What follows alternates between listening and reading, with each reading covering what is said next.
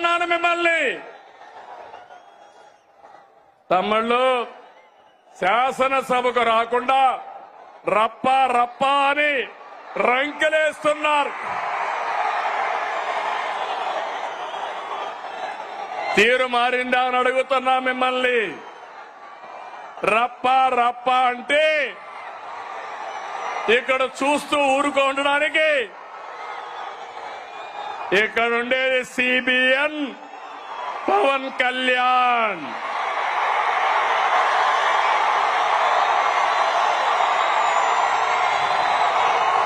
Social మీడియాలో పోస్టులు పెట్టి ఆడబిడ్డల్ని అవమానిస్తే ఖబర్దార్, జాగ్రత్తగా ఉండండి. అవమానించిన 5 నిమిషాల్లో మీ చొక్కా పట్టుకునే మా పోలీసులు సిద్ధంగా ఉంటారు. ఏం తమ్ముడు, లా అండ్ ఆర్డర్ అవసరమా లేదా? ఆడబిడ్డల్ని గౌరవించాలా లేదా? ఆడబిడ్డల్ని అవమానించే వాళ్ళని శిక్షించాలా లేదా అని మిమ్మల్ని అడుగుతున్నా. అవును అంటే గట్టిగా చెప్పండి అవునని. వచ్చి చూసి నేర్చుకోమంటున్నా. పులివెందల ఒంటెమిట్ట ఉప ఎన్నికల్లో ఏం జరిగింది తమ్ముళ్ళు చూశారు. ఏం చేశారు? రప్ప రప్ప అని ఆడిచ్చారా లేదా అని నేను అడుగుతున్నా. బెండు తీశారు. ఈ విషయం గుర్తుపెట్టుకోవాలి.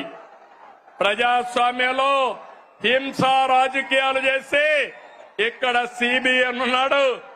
మీరు ప్రపంచంలో ఎక్కడ దాక్కున్నా దోషులను తీసుకొచ్చి చట్టం ముందు నిలబెట్టే బాధ్యత నాదని మరొకసారి హామీ ఇస్తున్నా. తమ్ముళ్ళు, వైసీపీ నాయకుడిది ధృతరాష్ట్ర కౌగలి. ఎవరైనా పొరపాటున ఫేక్ మాటలు నమ్మి యామారితే ధృతరాష్ట్ర కౌగులికి బలైపోతారు. 5 ఏళ్లు అయిపోయామా లేదా అని మిమ్మల్ని అడుగుతున్నా. 5 ఏళ్లు మీ ముఖంలో నవ్వు చూసావా అని అడుగుతున్నా. ఈరోజు స్వేచ్ఛనిచ్చామా లేదా అని మిమ్మల్ని అడుగుతున్నా. అవునంటే గట్టిగా చెప్పండి అవునని. తమిళు రాయలసీమ తెలుగుదేశం ఆవిర్భావంతోనే సీమ ప్రజల జీవితాల్లో మార్పు వచ్చింది. సీమ ప్రజల జీవితాలు మార్చేందుకు సాగునీటి ప్రాజెక్టులతో ప్రారంభించిన ఏకైక నాయకుడు ఎవరు తమ్ముడు అని అడుగుతున్నా. నందమూరి తారక రామారావు గారు. అవునా కాదా? అవును అంటే గట్టిగా చప్పట్లు కూడా చెప్పండి అవునని.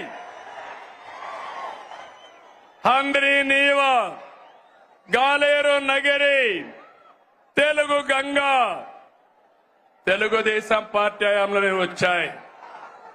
సీమ పల్లెల్లో ఫ్యాంక్షన్ అంతం చేసిన, సీమకు నీళ్లు ఇచ్చిన ఆ ఘనత మనది.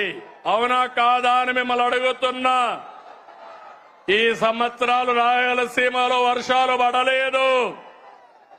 కానీ తమ్ముళ్ళు, అన్ని చెరువుల్లోకి నీళ్లు వస్తున్నాయా లేదా అని మిమ్మల్ని అడుగుతున్నా. అందుకే మీ అందరికీ గుర్తుంటుంది, సీమ మారుతుందని మొన్న ఎన్నికల కంటే ముందుగా అన్ని సభల్లో చెప్పాను. మీరు కూడా నా మాట నమ్మలేదు. చరిత్రలో మొట్టమొదటిసారిగా 52 సీట్లకి 40 సీట్లు మనమే గెలిచాం. కూటమే గెలిచింది. భవిష్యత్తులో 52కు 52 మనమే గెలవబోతున్నాం. గెలవాలనా లేదా? గెలవాలంటే గట్టిగా చెప్పండి గెలవాలి భవిష్యత్తు కోసం. ఒకసారి గతాన్ని ఆలోచించండి.